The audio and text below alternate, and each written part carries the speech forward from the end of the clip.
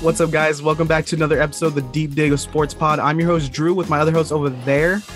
What's up? It's D. If you're rocking with us, go ahead and hit that subscribe button. Go ahead and hit that like and be sure to comment. It all helps us out as far as the YouTube algorithm and pushes this out to more 49er fans. Yeah, we're back. I'm in my new studio. It is my closet at my apartment, but the lighting is not as bad as it was for video watchers, listeners. A game was played this past Monday night. Huge game. I'm telling you, it was lit in the city. I was in San Francisco at Kezar Pub. Great crowd, great fans, great game. What were your initial thoughts off that game? I am so fucking pumped, dude. So 49ers take first place in the division. It looked fucking great. Like, the defense was rock solid. We hit our diamond pick of the week with Nick Bosa, baby. Let's go. So things are good all around, you know? Things are just good. What can I say? What can you say? Ufunga or Palomalu? Who was out there on the field? Which one was it? Yeah, right off the bat, first reaction during the game, I was pretty stressed because Jimmy, the offense wasn't like looking amazing. We did feel in control the whole game. I'll give him that. He had some great throws, missed a lot of throws, missed high on it. Even that Deebo throw, the Deebo touchdown, that was a high throw. And there's argument on Twitter if that was a good throw or a bad throw. And I'm leaning in the camp of that was a bad throw and Deebo made a great play on it. But yeah, great game all around. The defense is dominant. Defense is top one, top two, and they not two. Dude. This defense is just special. They have guys all over hungry to make plays, and it looks amazing. Like, DeMeco Ryans is going to get a starting, like, he's going to get a head coaching role this offseason. I don't know where, but I mean, there's a couple places that immediately you think of. Like, I think the Broncos, they're going to need a new head coach. I think the Panthers, they're going to need a new head coach. The Colts. So, like, he's going to get some run, bro. I would not expect him to be back, but it's okay. I know, there's talks. Fangio stays around in the organization. He hangs out at training camp sometimes, so we'll see. Can I put my prediction on wax right now? Let's do it.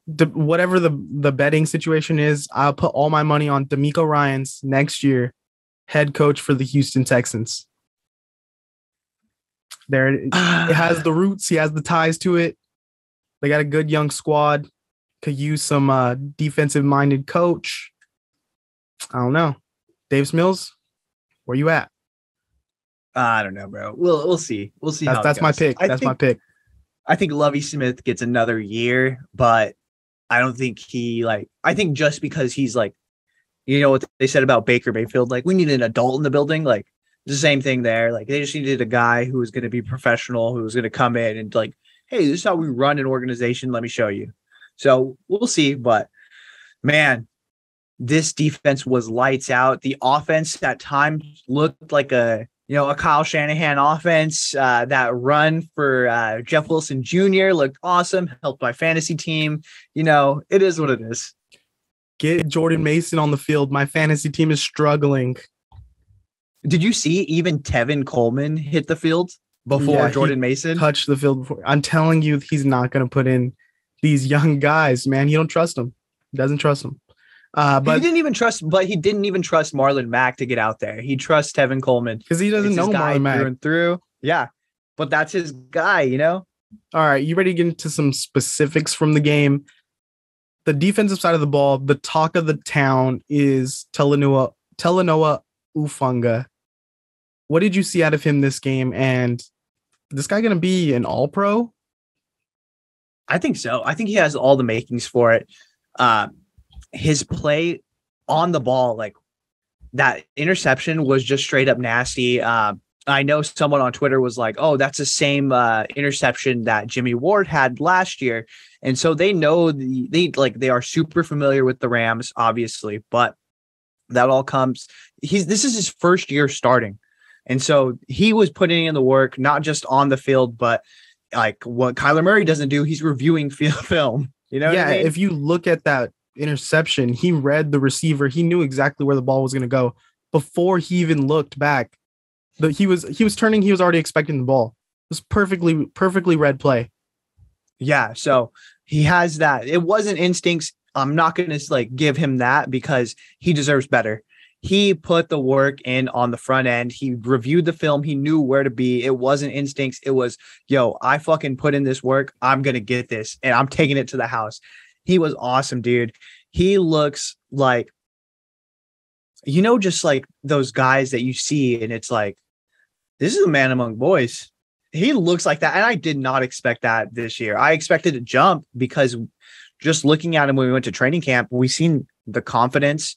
We seen like he just was the first one on the field. He was one of the last ones to leave training camp practice. So it was like, okay, well, this is going to pay off, but how much? And I would not have expected it to be this big of a jump. He looks awesome, dude. Yeah, the playmaking ability into the backfield is what I fully expected from him, but the coverage skills, which a lot of people were questioning going into when he got drafted and early in his career, like last year in this training camp, questioning, can he be a coverage guy? Can he hold it down in the back, in the secondary? And this guy's making plays, like 2 interceptions. And then remember that tip that he tipped up to Sean Gibson in the other game. Like he's breaking up passes and he's reading the offenses really well. I've only seen him really bust coverage one time, gave up the touchdown to Justin Fields. But other than that, man, he's really tightened it up and he knows what he's doing. So love what I've seen from him. And then in the front end, everyone on the D-line is eating, man. Kevin Givens, have a day. Not even starting off with Nick Bosa. 6 sacks, Bosa. What do you see from Nick Bosa? Dude, is he going to have a historic season? Are we witnessing like greatness right here? That's what I'm feeling. I think we're getting defensive player of the year. I think we're getting, if not the sack record, we're getting close to the sack record. I think Nick Bosa is going to be awesome. And I think these next 2 games, I think he's going to feast, bro. We got the struggling Carolina Panthers. That team's in shambles. We have the Cordell Patterson-less Falcons coming up. I think Pitt's really hurting everyone's fantasy team. Yeah. So did you hear that? People were saying that, well, do you know that NFL owners don't have rules? They could still play fantasy football. What if, Arthur Smith or it's Arthur Blank? It's Arthur Blank. What if Arthur Blank has, a league where he was facing Kyle Pitts multiple weeks and he was like, yeah, fuck it. Don't play him. Like, just have him block. And he was like, not. Marcus, you better not throw to him. I have Cordero. Feed Cordero. Cordero was looking nice, man. He was on my fantasy team, looking great. The IR is really killing me right now. I'm desperate for running backs, but yeah, we have the D line is looking like they're gonna eat the next 2 weeks for sure. Man, and it's everyone on that D line, and it's so weird because like 2 guys that make a huge impact week in and week out. Eric Armstead is out, and you don't see like a drop off in production. Javon Kinlaw has been off, and we've seen what he is when he's in there, and that just goes to show you how deep this D line is, and will continue to be moving forward. It's been one of the like masterpieces.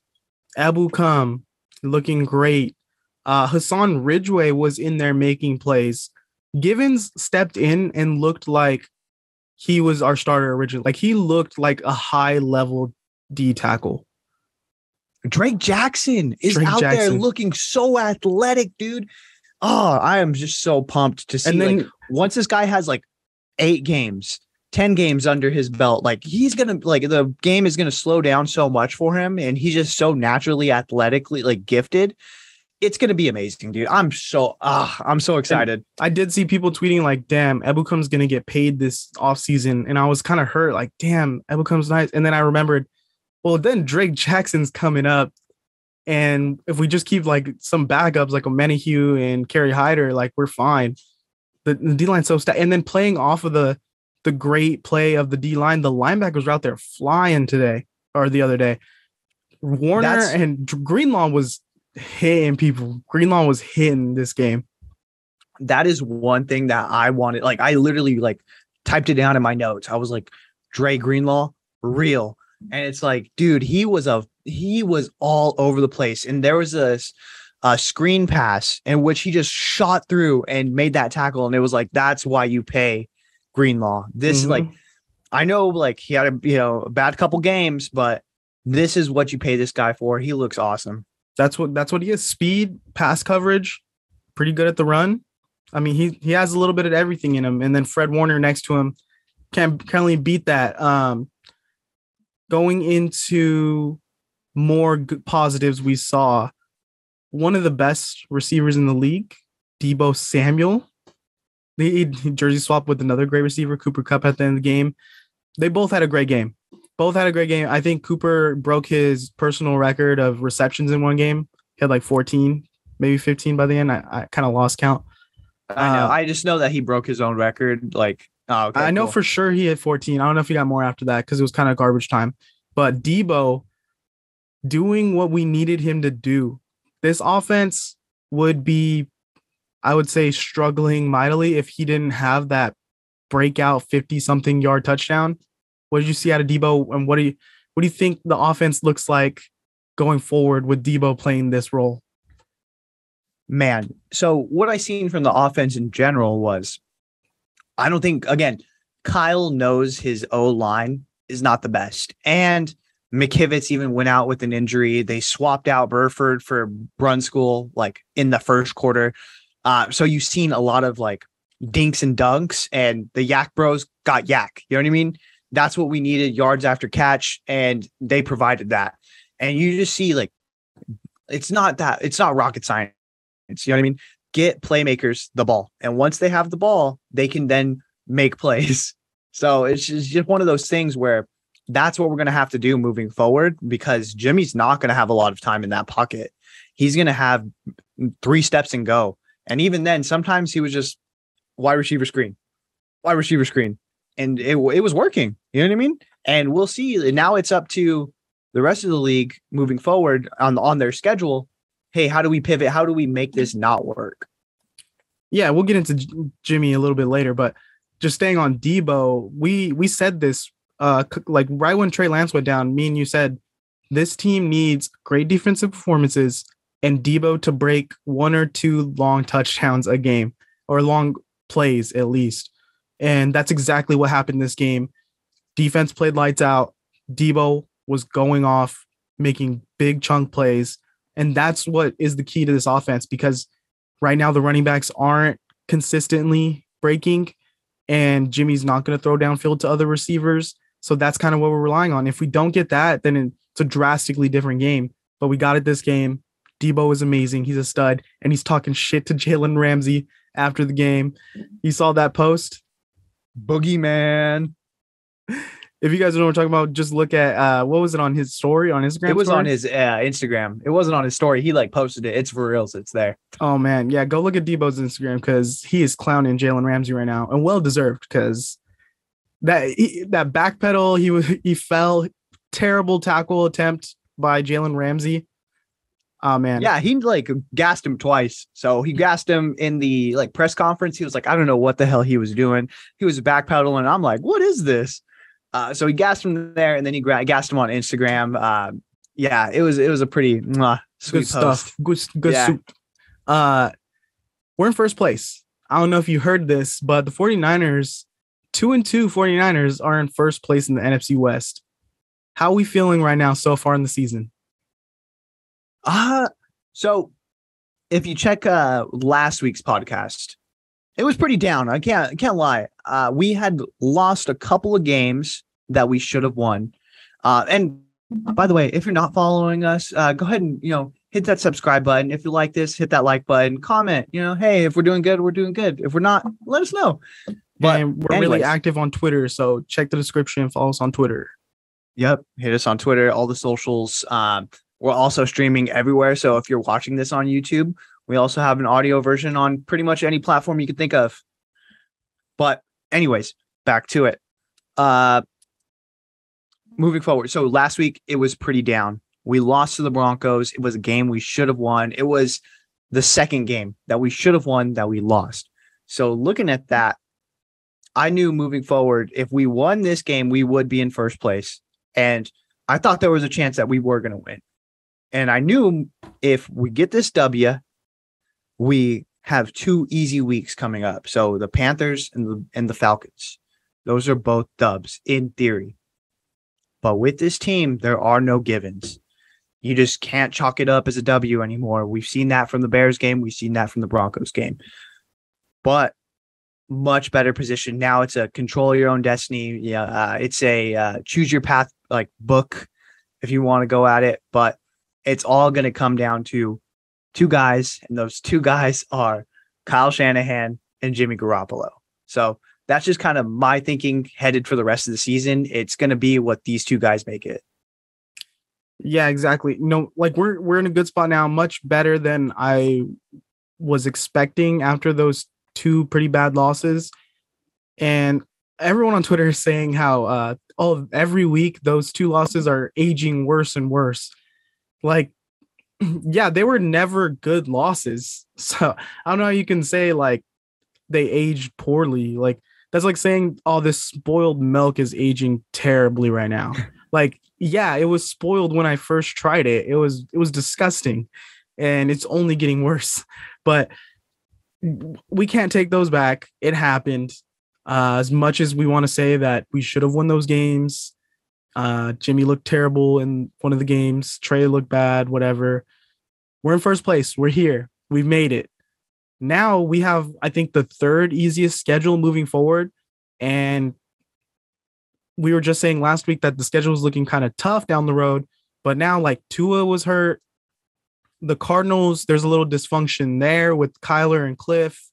We saw that Brady's getting a divorce. Brady is getting divorced. He's not looking as good on the field. And then you have the Rams, who this is their comeback down to earth season right now, where they don't look as talented as they really are. And hopefully they don't figure it out by the time we play them again. And we just keep that edge. And Seahawks, obviously, we can beat them again. So it's looking better and better, especially coming off this win, which we needed. We have 2 easy games coming up, easy in quotes. And it's the only thing is it is coming down to Jimmy and Kyle.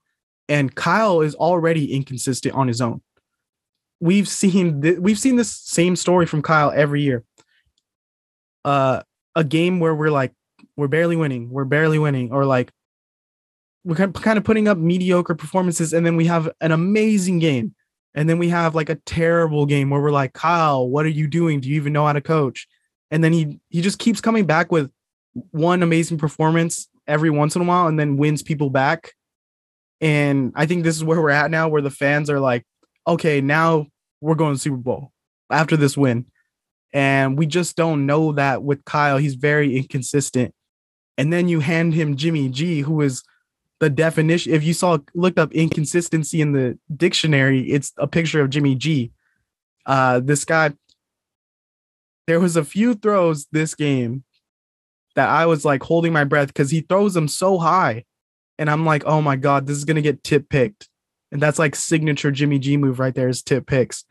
But we did in this game. So moving forward, it's really on Jimmy to just not make mistakes and for Deebo to take the most of his opportunities. Yeah, and I think you kind of hit the nail on the head there. It's Kyle, again, like I say this week in and week out, like you're considered one of the best coaches, and the best coaches are consistent. Like we got to have at least like know what to expect from this team moving forward. If like, let's throw out the Bears, let's throw out the Broncos game. If we just get this consistent amount of offense, then the defense will take over. Even though it was the defense won us this game. Like the offense didn't look amazing. We were only up by 1 score at the time of that Ufunga pick 6. So it didn't look like crazy, like, oh, we're beating the shit out of them. No, like he even had the call on the goal line where instead of going for it on fourth down, he kicks the field goal, puts it up by 8. Eventually that makes it they look better because of the Hufanga interception, but who knows? Like this is like going against the Rams. The Rams are known for their offense. I don't feel great with only an 8-point lead. You know what I mean? Yeah. The first thing I was thinking when he hit that field goal, I was like, they're going to tie it up right now. They're going to tie the game. And we're thankful that the 49ers defense is so amazing that it didn't even matter. But I would have liked to see them just close it out, just get the touchdown there and close it out. But it worked out eventually. Yeah, I mean, he rolled the dice and his defense bailed him out there, which is cool. Kudos to him. But I think we need that killer instinct. I think we need to, like, if we have someone in a vulnerable position, we need to be able to close out games. Of course, our defense had to be the one to do it. I would like for our offense to do that at some point. Yeah, I'd like to see the same. Like in that situation in the future, I'm kind of like, Kyle, if this is a win it all year, like let's go for it. Like, fuck it. What are we losing here if we lose this game right now? Like, let's just try to put them away and let's move on to the next week. Like, let's be a little more aggressive. I feel like Kyle, the second he gets up 1 point, he just shuts everything down. Like, I like to see a little more aggressiveness than playing not to lose. Play to win, not to lose, you know? Play to not lose. Not play to not lose. There you go. Grammar. All right. So all that happened. We're in a good spot. Next week, we have Carolina Panthers. I believe they're going to Carolina. Yes? Yep. How are we feeling about this matchup coming up? The kind of dysfunctional team. Now fans are calling for Sam Darnold. You know it's bad when the fan base is calling for Sam Darnold to come save your season. What are we looking at here? Well, it's not going to happen this week. The coach already came out and said that you will not see Sam Darnold in this game. I'm fine with us going against Baker Mayfield. I think this is a team that we should in theory steamroll. Would I be surprised if it was a close game heading into the mid third quarter? No, I wouldn't be, because that's just kind of what the 49ers have proven. They play up to opponents, they play down to opponents. So I would like to see a blowout. I would hope that they blow them out, but I'm not going to put all my eggs in that basket. I expect a win. I expect a handed win, plus, or minus 8 points around there, but could I say I feel good about that? No, just because the team has been so consistent. Yeah, same here. Until I see this 49ers team just put together a few easy wins in these next 2 weeks, it's hard for me to just oh yeah, that's a guaranteed win on the schedule, chalk it up. Yeah, I don't know what to expect from this. We saw this amazing performance from the 49ers this game, and we could realistically not see them perform this well again this season. They're that inconsistent. And to do it against the Rams, yeah, it's very impressive. But can we do this against a bad team? Can we put together a good performance against a bad team and just not stress about it? I don't know. We haven't really seen that much from the Niners lately. But yeah, in theory, on paper, we look like such a better team than this Panthers team, especially with Baker Mayfield. And every week that goes forward, actually, our secondary is proving more and more how dominant they are. And I don't worry so much about, a team could beat us over the top, because they haven't. In the past, last season, I was worried at any moment they could get a long touchdown on us. That's not the case this season. So their weapons don't really scare me. And is CMC even healthy? I don't know. He's already been banged up a couple times. Yeah, the guy never could stay healthy. So he's their best weapon. Not really scared of him. I wouldn't be able to name 4 players off their defense. So Brian Burns, pretty good there. Yeah.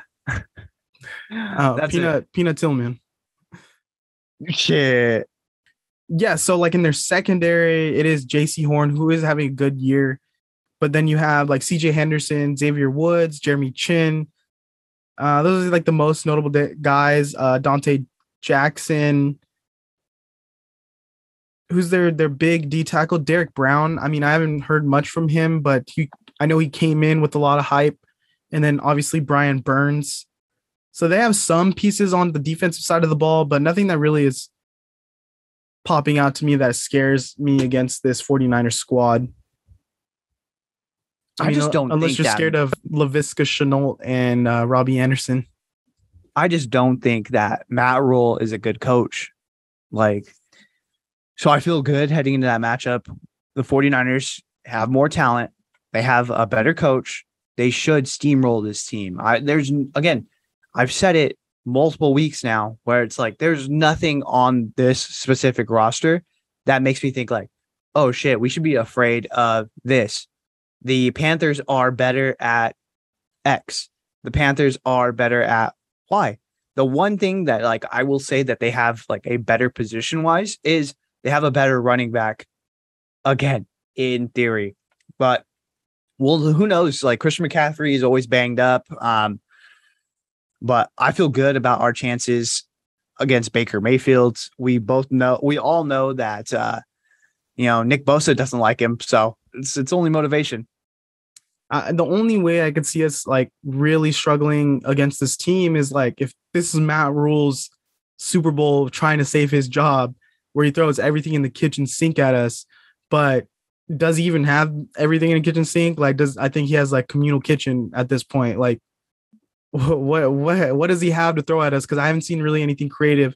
There was actually people talking about how the Panthers are very predictable in their play calling, that the other side knows what they're going to be doing. And they're actually, I think, 1 in 26 when the other team scores 17 points. So if we could hit that 17 mark, which is a stretch with Jimmy, maybe I think this could be an easy win. I did see that Orlovsky video where he was like, okay, well, if Christian McCaffrey lines up here, it's a run play. If he lines up here, it's a pass play. And it's like, and they did the same thing this past week. So we'll see how it rolls out, but I don't think Matt Rule has anything in the tank. I think that the 49ers, again, this is one of those where you've got to steamroll them quick.